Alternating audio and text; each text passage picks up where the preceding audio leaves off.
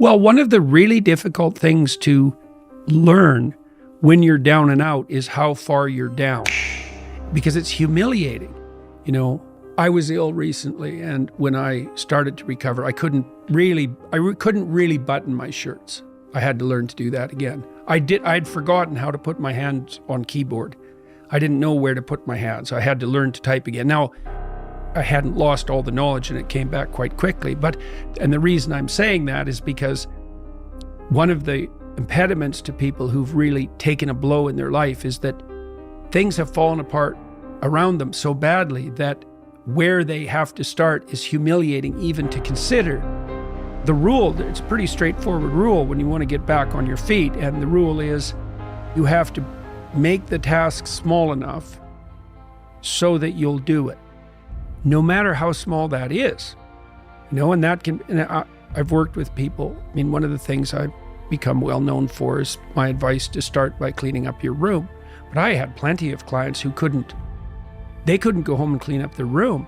They hadn't cleaned up their room for like 20 years for all sorts of reasons. Maybe because every time they did try to do anything positive in their family, no matter what it was, they were immediately punished and undermined. And so if they even went home and dared to start cleaning up the room, they'd face resistance within the family that was just a manifestation of the 50,000 times they'd been discouraged in the past, but also a move that would upset the insanity that characterized the pattern of familial interactions. And so actually, if they even made a move to clean up their room, what they were doing simultaneously was confronting the dragon in the family that had made every single person in that household insane for like 5 generations, right? So it looks simple, it's not bloody simple. And so in a situation like that, you cut it down so that maybe the first thing they do is clean up, like maybe they look inside one drawer and see the mess that's there and just look at it for a minute and think about how they might reorganize it if they were going to.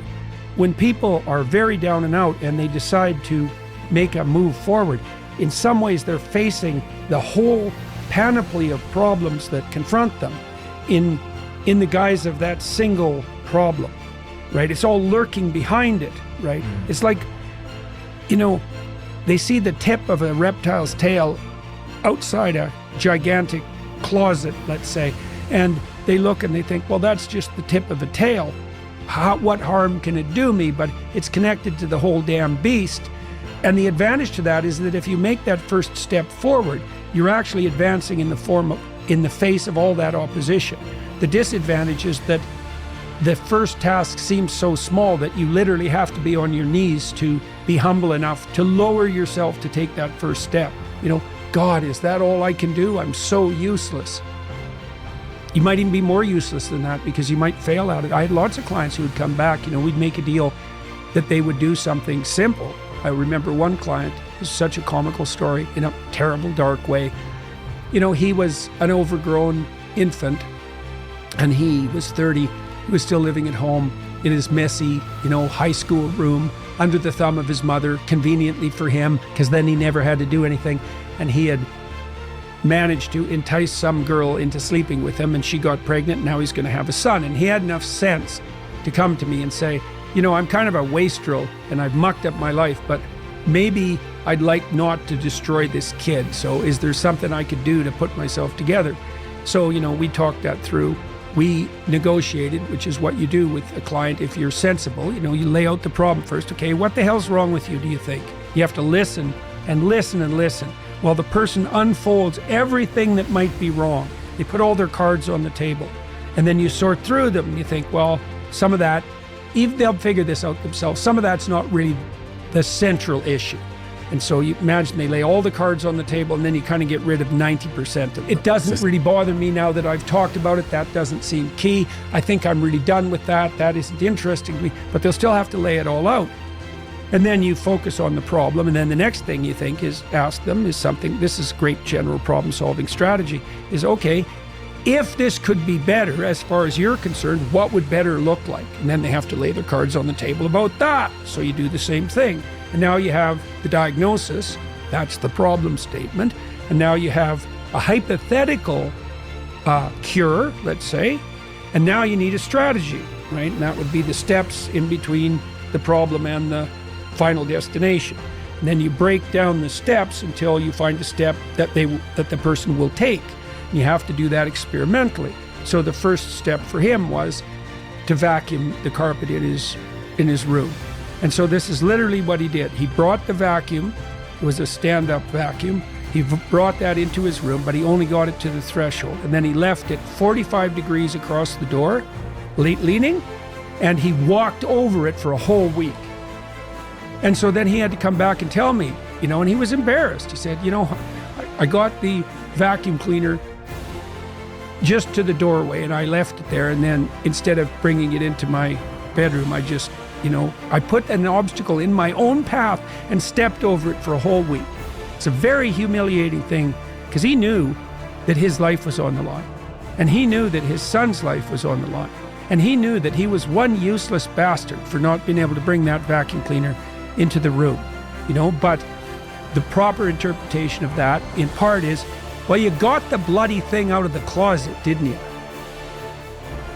So what we did was renegotiate. This is called collaborative empiricism. It's a behavioral approach for clinicians. And the collaboration is, well, as I said, what's the problem? Diagnosis. What's the potential solution? The person has to be on board with all this, right? I mean, they have to be the people who decide that's the problem. You can't enforce that on them. They have to discover it for themselves. And the same with the solution. And the same with the strategies. It's like, I don't know what's right for you. I'll listen. We can jointly explore what might be the right vision for you. And then we can break that down into a strategy, but you have to be on board with the strategy. You have to feel that this is right for you. It's absolutely 100% crucial that it's voluntary. And then we'll say, okay, well, maybe this is a solution. Why don't you go implement it? Come back next week after having attempted this. Let's see how it went. And sometimes people come back and say, well, that went great and it started me and I did 3 other things and you know what, we seem to be on the right track. And sometimes they come back and say, nope, that didn't work at all, like with the vacuum cleaner. And so then you have to think what you do in that situation is make the task smaller.